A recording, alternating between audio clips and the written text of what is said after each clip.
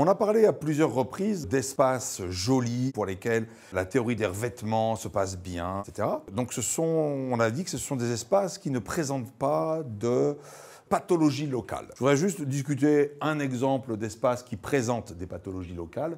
C'est ce qu'on appelle les boucles d'oreilles hawaïennes. Donc les boucles d'oreilles hawaïennes, c'est, disons, une partie du plan avec la topologie induite qui est un bouquet d'une infinité dénombrable de cercles, tous tangents et attachés à un même point qu'on va appeler Z.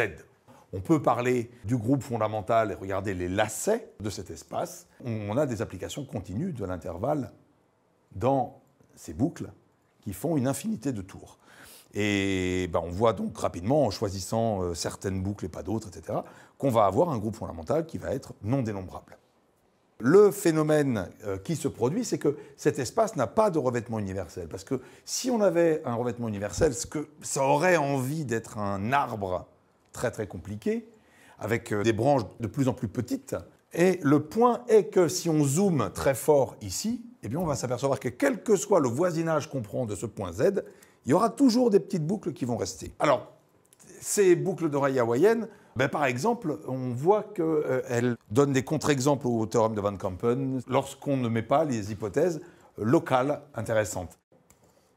Dans le théorème de Van Kampen, disons, où on recollerait suivant un intervalle, alors là, tout se passe bien. Le point sur lequel on recolle, localement, il est assez joli. C'est-à-dire que là, le groupe fondamental sera le produit libre des deux groupes fondamentaux. Tandis que si on recolle sur un point, eh bien, là, on n'aura pas de produit libre. Parce qu'on a des lacets qui font une infinité d'allers-retours à gauche, à droite, à gauche, à droite. Et de tels lacets ne sont pas des éléments du produit libre. D'accord ? On a la même chose si on veut considérer une paire de boucles d'oreilles hawaïennes et identifier certaines des boucles.